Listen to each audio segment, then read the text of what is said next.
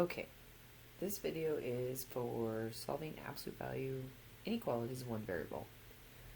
We're going to start with solving two problems back from Algebra 1 and pre-algebra, and then we're going to dive into the new stuff. So to start, we have a compound inequality consists of two inequalities that are joined by the word and or the word or. So the first example is a and because it has something in the middle, so it must satisfy being greater than 10 or equal to and also less than 19. And the other example that we have is number 2, where we have this inequality or this inequality, so whatever x you need to solve for needs to solve for both of them. So to start, when we are solving the and, or when there's something in the middle, I'm going to first isolate the 3y by adding 2 to get rid of this negative 2, and by doing that, we're going to add 2 to the 19 and to the 10, and so I get 12 is less than or equal to 3y, which is less than 21. And then what I'm going to do from here is I'm going to isolate that 3y into just y, so I'm going to divide by 3 on all things. So you get 4 is less than or equal to y, which is less than 7. So on an inequality, when you graph a solution set on a number line, it is imperative to help you make sure you understand what type of solutions you're going to get. So on a number line, I have the values, and once again, when you graph anything for me on a number line, just use the numbers that you have. So you got a 4 and a 7. And then remember the rules of circles, equal to, closed, not equal to, open. Alright, so this says that all y's should be in between 4 and 7, but also include 4, but not include 7. So all my answers should be here in the middle. Now, I never trust myself, so I always check. So what I'm going to do is I'm going to take a number and I'm going to test 0, I'm going to test 5, and then I'm going to test 8. So what I'm going to do is I'm going to take each one of these numbers and I'm going to plug it in up here. So for 0, you would have 10 is less than or equal to 3 times 0, 0, minus 2, which is less than 19. For 5, you would have 10 is less than or equal to 3 times 5, which is 15.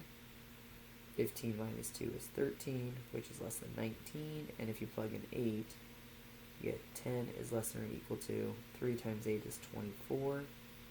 24 minus 2, excuse me, is 22. Yeah, 24 minus, yeah, which is less than 19. So my answer should be in the middle, which means out of these 3 testings, the only solution that should work is this middle one. So that's not true. And this one's not true. And this is the only one that's true, which means everything is shaded here in the middle, which is what it was supposed to be anyways. But if you don't check, sometimes your inequalities might cross, and they would actually go forever, giving you all real numbers. So with that, we're going to solve number 2, doing the same thing. I have to solve each equation as its own. So I'm going to get this x by itself. I'm going to minus 3. Get x is less than negative 1. On this one, I'm going to divide by negative 1. And since I divided by a negative, I've got to switch my sign. X is greater than or equal to 4. And the word or is put in between. So that or drops down. Okay. So with that, I'm going to graph my answers on the number line.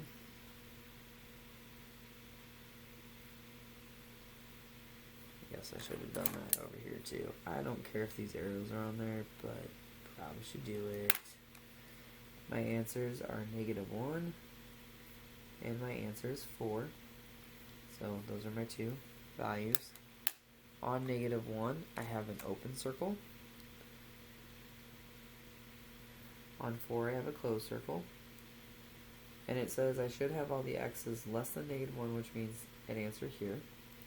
All the x's greater than should be here, but I'm going to check numbers, so I'm going to check 0, 5, and let's go -2. So I'm going to plug them in once again. So -2 plus 3, is that less than 2? Or is negative times, -2 less than or equal to -4? Because I got to test everything, because all of this is an or. So this would be 0 plus 3 is less than 2, or negative times 0 is less than or equal to -4. And also with 5, I need to try 5 plus 3, is that less than 2? Or is 5 times a negative less than or equal to -4? So now I'm going to test each one and double check. So I'm going to use that blue pen to see. So -2 plus 3 is -1, which is less than 2. That's correct. Positive 2 is not less than or equal to this, so this one didn't work, which it wasn't supposed to, because it was supposed to go this way. 3 is not less than 2. 0 is not less than that. That's positive, because both those didn't work. And then 8 is not less than 2. But -5 is less than or equal to -4, which is true. So with this, since it worked on the left and it worked on the right, and it's an or, because it did one or the other, my solution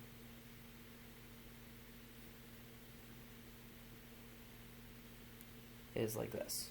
And since it has that space in the middle, that's what makes it an or problem, because it could be one or the other side to satisfy one equation or the other. Where on the first one, whatever number we picked has to satisfy both of these constraints. On number 2, we only have to satisfy one or the other.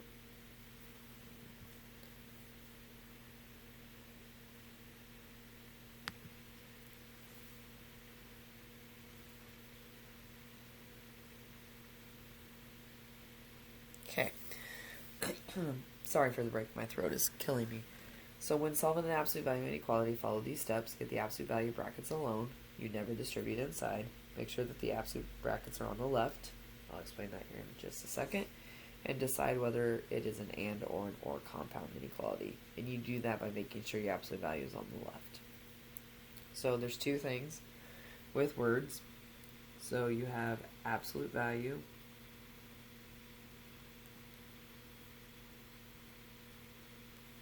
So if you have the absolute value on the left, the first sign is greater. So greater. And the absolute value is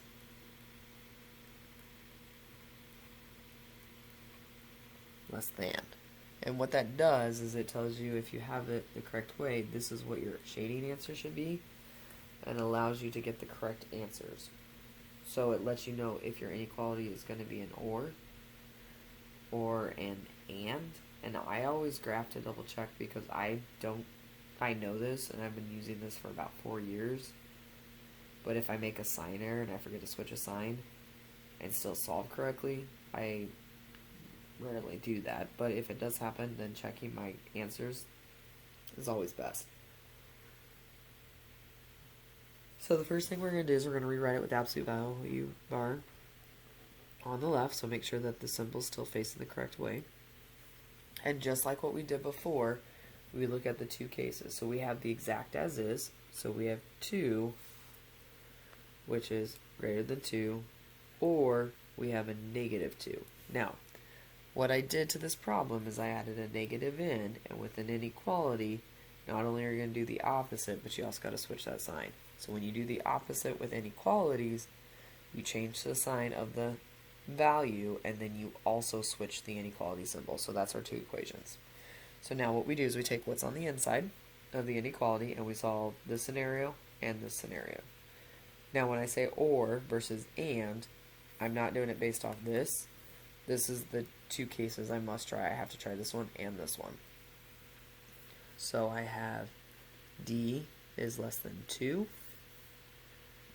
and I have D is greater than negative 2. Now the question is this an AND or is this an OR? Based on starting this problem out, this says absolute value bar less than, it should be an AND, meaning it's a compound inequality where if I wrote this in the correct order, it would be negative 2 is less than D, which is less than 2. But to know if that answer is absolutely correct, I'm going to graph on a number line. So, number line. I care about the numbers of negative 2, and I care about the numbers of 2. And yes, I do take the time to do this. So I always test numbers, as I said in class today, yesterday, depends on when you watch this, on 9/9. And I don't necessarily plug in everything. I do a lot of it on my calculator, so that's fine. You just want to make sure you're comfortable with whatever you do. So I plug negative 3 into here. The absolute value of negative 3 is that less than 2. So what I'm asking is the absolute value of negative 3 is that less than 2. Not true. Is the absolute value of 0 less than 2? That is true. And is the absolute value of 3 less than 2? Not true. So since the only true spot is here, and these are open circles, that is why this is my answer. Or I take this literally here and rewrite my inequality as my answer. And that's it. So on 4, I'm going to take the two scenarios. So I have what is exactly given. 2x minus 2 is greater here. And also the value bar is already by itself. 4. And then I'm going to do the opposite case. So then I have also negative 4. Since I added a negative to this 4, I have to make sure I switch the signs. So 2x minus 2. So I'm going to solve each one. So plus 2, plus 2. 2x is greater than 6. X is greater than 3.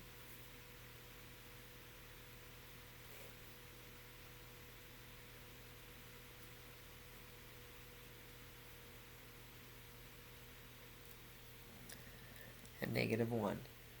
Now, this is a greater, so the answer should be an OR.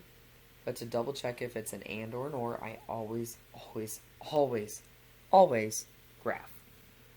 So, on a number line, I care about negative 1 and I care about 3. They are both closed circles. And I'm going to check numbers. So I'm going to check a 0, I'm going to check a 4, I'm going to check a negative 2.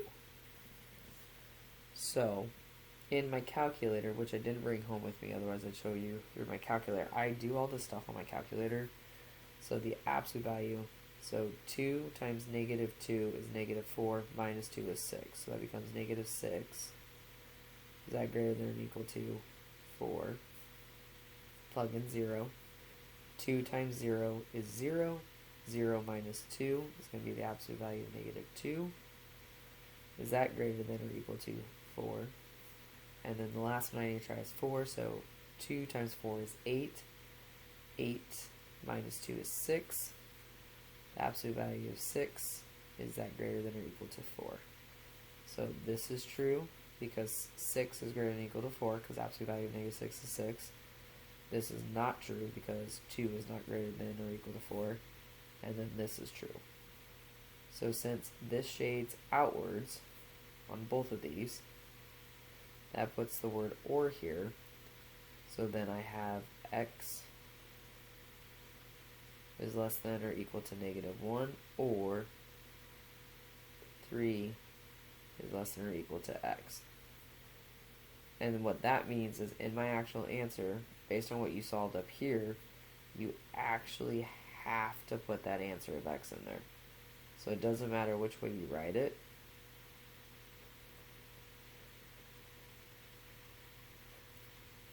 but the word or has to be in there.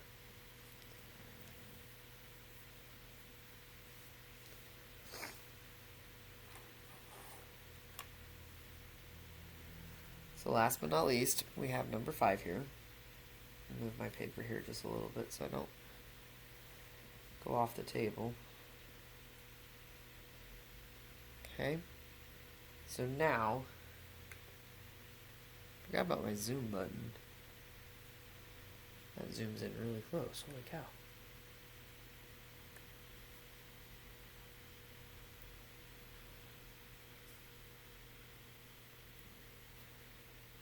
Apologize, it makes it just a little bit easier to write.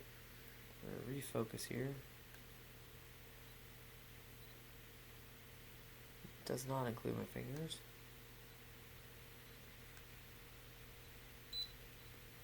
Okay, so on this one, we're going to add 7 to both sides to get that absolute value bar by itself, less than or equal to 2. Okay, then looking at this, I should have less than or equal to 2, and I should have greater than or equal to negative 2 because I need to take the opposite, and then whatever's on the inside, 2x plus 2, is going to get used in both problems. Solving it out, minus 2, minus 2. 2x is less than or equal to 0, divide by 2, x is less than or equal to 0, and then minus 2, minus 2, 2x is greater than or equal to negative 4, divide by 2, x is greater than or equal to negative 2. Now, when I isolated this, it was a less than, so this should be an and, a compound like the one up above, meaning the answers when I plug things in is going to be very similar to that.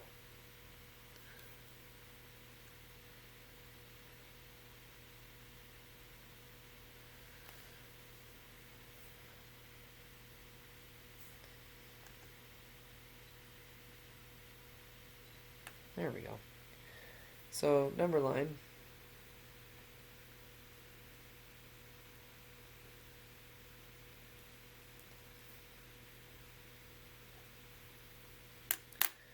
can't start with 0, 0 is not the smaller of the two.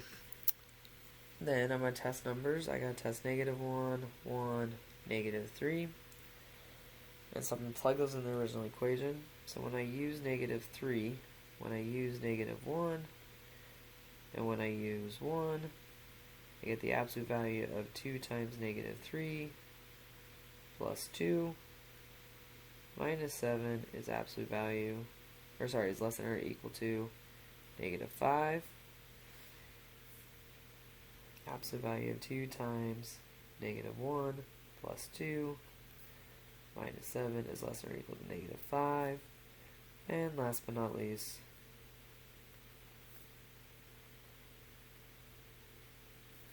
so with that, this is when I love having my calculator because then I can just type the middle parts in and get my answers, is the absolute value of 2 times negative 3, which is negative 6 plus 2, negative 4, minus 7, less than or equal to negative 5.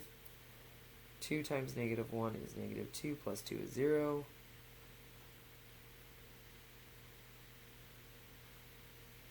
And 2 times 1 is 2 plus 2 is 4.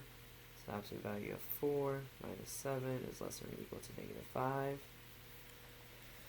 So, this one, we have the absolute value of 4. So I get 4 minus 7. Is that less than or equal to negative 5? That is not true. This gets me negative 7 is less than or equal to negative 5, which is true. And this gets me that 4 minus 7, which is less than or equal to negative 5, which is not true. The only true part is the center. So back over here on my number line, they're both closed circles.